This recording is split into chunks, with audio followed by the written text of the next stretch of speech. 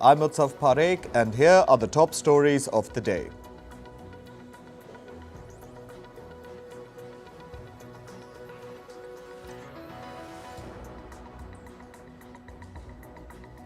Ismail Haniyeh, a leader of Hamas, arrived in Egypt for the first time in more than a month yesterday.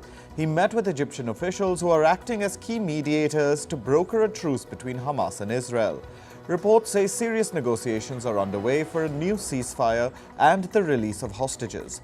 However, prospects for a deal remain uncertain. This is because Hamas insists it wants nothing less than a complete end to Israel's operation in Gaza. Meanwhile, Israel has resolved to wipe Hamas off the face of the earth. The United Nations Security Council's vote on boosting aid to Gaza was delayed again yesterday. This is the third consecutive delay. Diplomats say this was done at the behest of the US. The UN Security Council will attempt to vote again today. Israeli forces say they've uncovered a network of tunnels running deep beneath central Gaza city. The tunnels were allegedly found in properties registered to Yahya Sinwar and other senior Hamas officials. The forces say that the tunnels could be accessed by spiral staircases and an elevator going 20 meters below ground. They were equipped with electricity, plumbing, surveillance cameras, and heavy blast doors.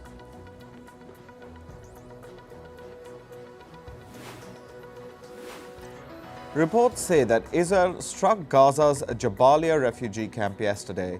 The Palestinian Health Ministry said that the strike killed 13 people and wounded about 75 in the camp. Meanwhile, Palestinians reported intensifying aerial and tank bombardment of Jabalia as darkness descended. According to updated numbers, 20,000 Gazans have been killed so far and another 50,000 are injured.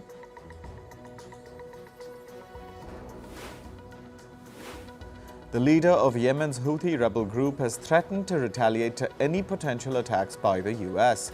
The Houthis said that they would strike US warships if Washington targets them. A Houthi official said, and I quote, "We will make American battleships' interests and navigation a target for our missiles." This week, the US launched a multinational force to prevent attacks on the Red Sea. US President Joe Biden has said that he did not expect to see an Israel-Hamas ceasefire deal soon. He made the comments to reporters during his visit to the US state of Wisconsin. Biden said, and I quote, "There is no expectation at this point, but we are pushing." Earlier reports said that the heads of the American CIA and Israel's Mossad and Qatar's Prime Minister were expected to discuss the issue. In other top news, Canadian Prime Minister Justin Trudeau says that he sensed a shift in India's tone with Ottawa. That is since the US accused the Indian government of being involved in a plot to kill Khalistani terrorist Gurpatwant Singh Pannu. However, Trudeau added that he did not want India-Canada relations to get ruined over the situation. Instead, he has expressed deep interest in better relations between the two nations. Trudeau said, and I quote, "We want to be advancing the Indo-Pacific strategy. Canada and the United States are seeking to build better ties with India to counter Chinese influence in the Indo-Pacific region."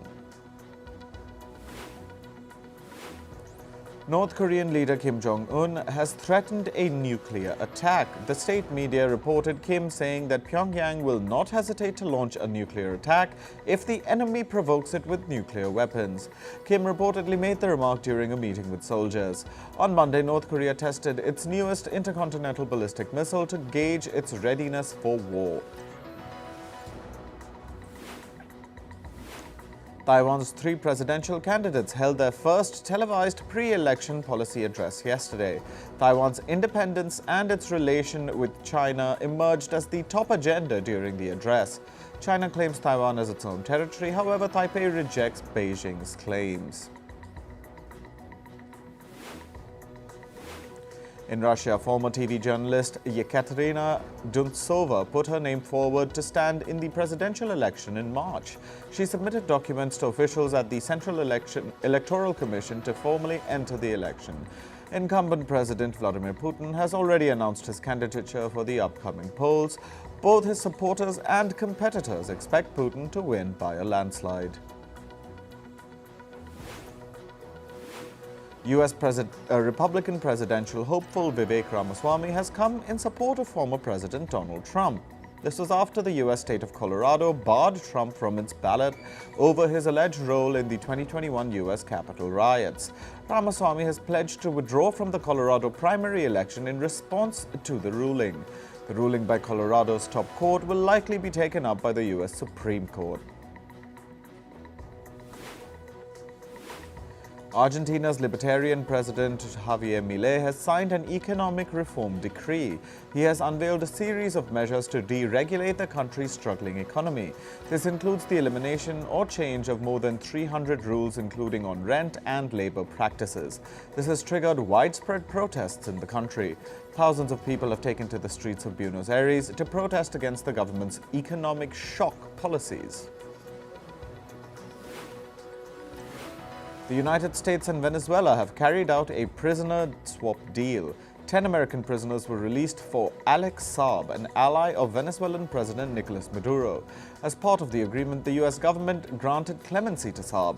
Saab was awaiting a trial on charges of money laundering in the U.S. In climate news, the U.S. East Coast grappled with swollen rivers, flooded roads and power outages following a storm. The U.S. state of Maine experienced significant power loss and washed-out roads, leading to a state of civil emergency declared by the governor. Some areas had to be evacuated after a river rose far above flooding levels. The Santa Cruz region in South America's Bolivia faced severe flooding due to incessant rainfall. The city of Santa Cruz experienced up to 100 millimeters of rain. This led to flooded houses and suspended flights. The Bolivian government is sending aid to affected families amid the deluge.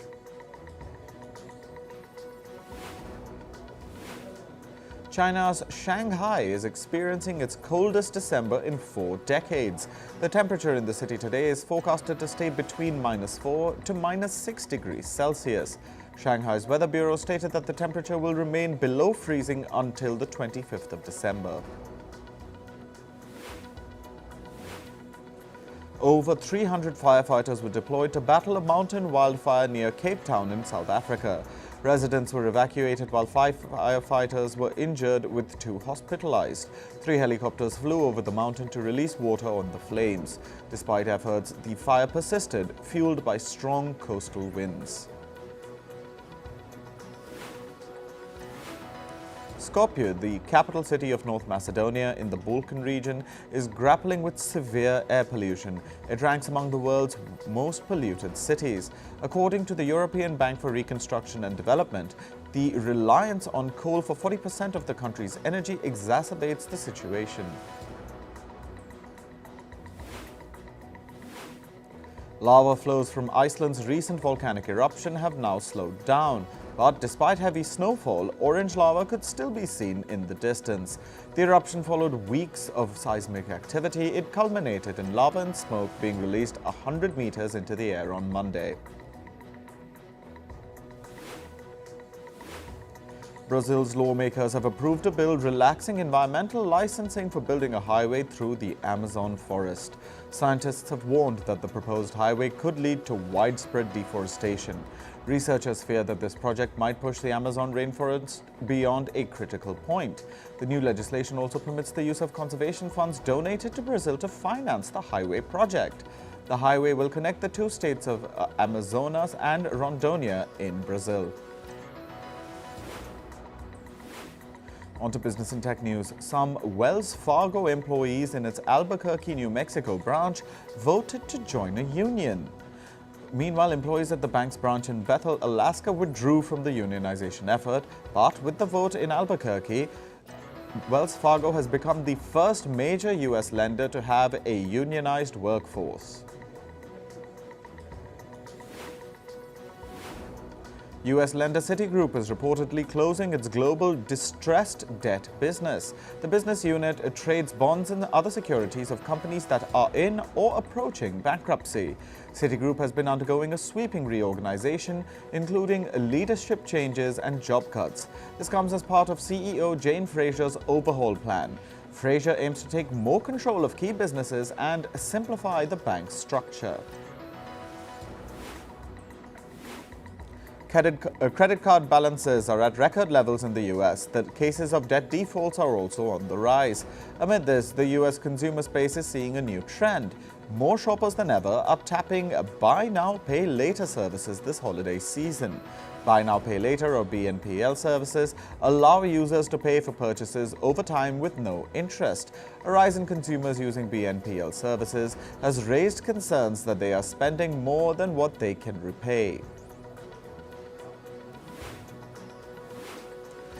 Toyota Motors will recall more than 1 million vehicles worldwide. This is over an issue with their airbags. The recall covers vehicle production between 2020 and 2022. It covers models like the Avalon, Camry and Corolla.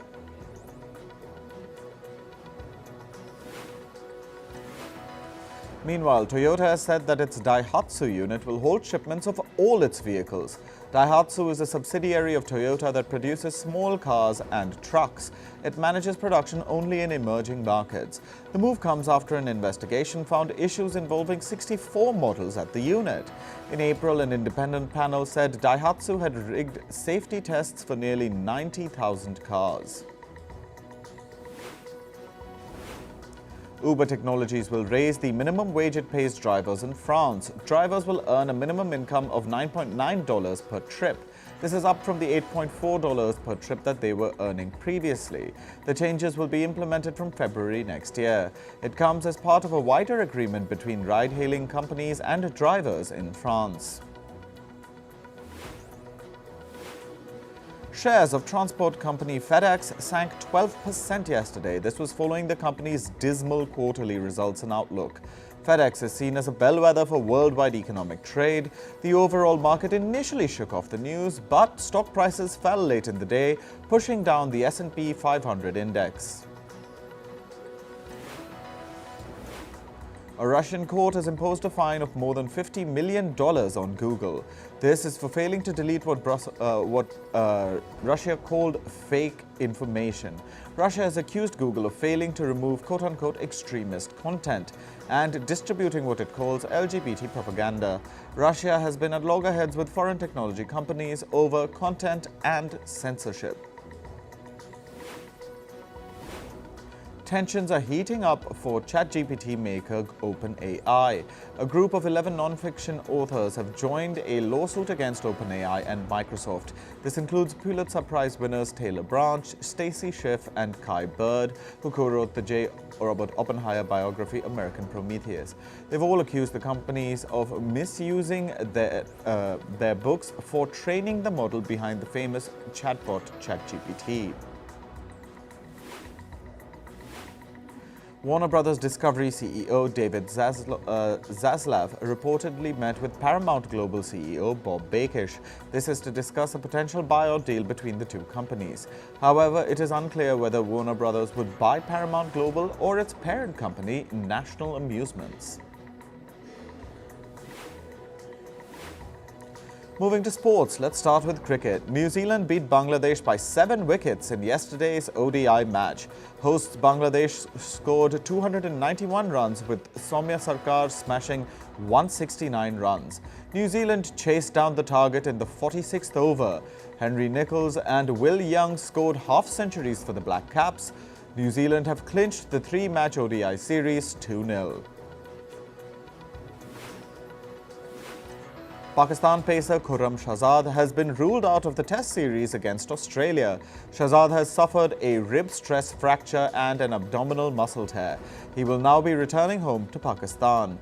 According to Pakistan's head coach, Sajid Khan will replace Shahzad for the remaining 2 Test matches. In football, Liverpool hammered West Ham United 5-1 in the League Cup quarter-final. Liverpool had a lead by 1 goal going into half-time. In the second half, Liverpool upped their attack and scored 4 goals. West Ham came back with just 1 consolation in the 77th minute. Liverpool will now face Fulham in the EFL Cup semi-final in January next year. In La Liga, Barcelona edged past Almeria 3-2 in yesterday's match. Rafinha scored in the 33rd minute to give Barca the lead. 8 minutes later, Almeria equalized on a goal from Leo Baptistao. The second half in the second half, Sergi Roberto scored a double for Barcelona, making it 3-1. Almeria attempted a comeback with a goal from Edgar Gonzalez, but fell short of a draw.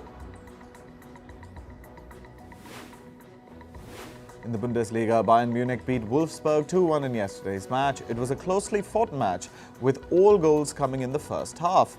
Maximilian Arnold scored the only goal for Wolfsburg. Jamal Musiala and Harry Kane scored for Bayern to clinch the win. In the Liga, Paris Saint-Germain won 3-1 over Metz last night. The game was scoreless in the first half. In the second half, both PSG and Metz scored a goal each to tie the scores 1-1. It was striker Kylian Mbappe's double that secured the win for PSG.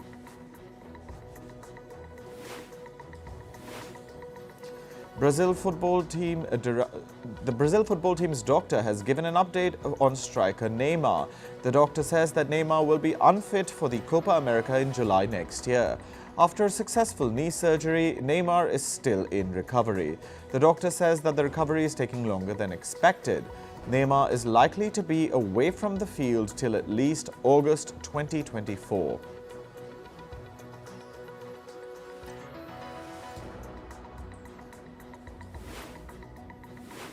In hockey, the Indian men's team defeated France 5-4 in a thriller last night. The match was part of the Five Nations tournament. India and France went back and forth with goals from each side up till the final whistle. This was India's solitary win in the 4 matches they've played in the tournament. The Indian Sports Ministry has confirmed the nominations for the annual awards. Men's badminton duo Satvik Sairaj Rankireddy and Chirag Shetty will be conferred with the Khel Ratna.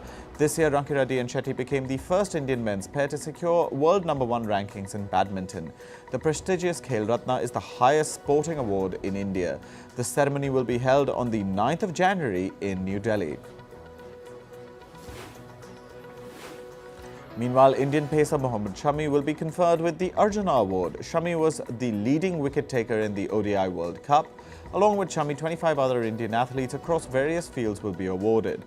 The Arjuna Award is India's second most prestigious sporting prize.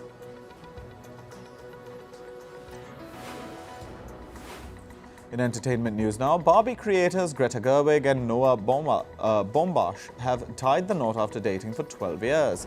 The couple co-wrote the Barbie movie. Their representative confirmed the news by stating that they got married at New York City Hall. Actor Ryan Gosling reunited with Barbie's music album producer Mark Ronson to release Ken the EP, featuring 3 new versions of the original song I'm Just Ken. The 3 new songs include a holiday edition, an acoustic rendition, and a dance version. The duo also released a music video for the song I'm Just Ken, Merry Christmas Barbie. Rapper Travis Scott nearly fell off stage during a concert in New York. This happened after a head-shaped prop hit him while he was performing. An object almost pushed him off stage, but Scott managed a swift recovery and continued the performance seamlessly. Actor Tiffany Hades has pleaded not guilty for charges of driving under the influence of alcohol. Hades was arrested in California's Beverly Hills last month. Local police had discovered her asleep behind the wheel of the car, with the car on in the middle of the road. This led to her being charged with driving under the influence. Actor George Clooney claimed in an interview that Matthew Perry was not happy while filming Friends. He says it was due to his drug and alcohol addiction. Clooney stated that it was Perry's dream role, but he struggled because of his addiction. He revealed that even though they had worked together, he didn't know what Perry was going through.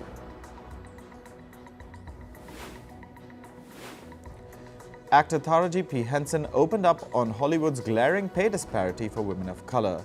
In an interview, Henson teared up while discussing how her work is often underpaid, which led her to considering quitting the industry for good. Henson said she's tired of fighting for better pay and renegotiating salaries.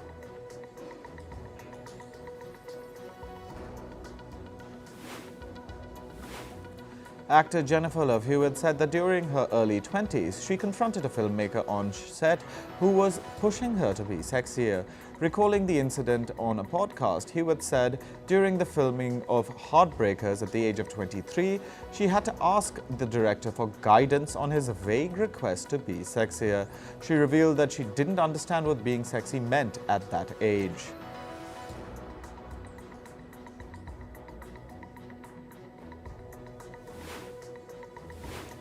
Actor Penelope Cruz emphasizes that her upcoming film Ferrari goes beyond cars.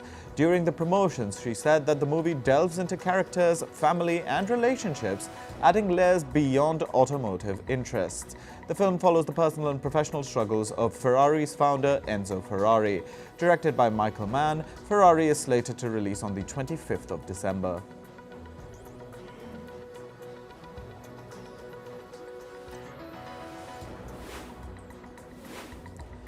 Big Bang Theory actor Kate Micucci announced on TikTok that she is now cancer-free. She revealed that she had undergone surgery to remove lung cancer last weekend. The actor spoke about the surgery's success with no need for additional treatment. She attributes her positive outcome to early detection.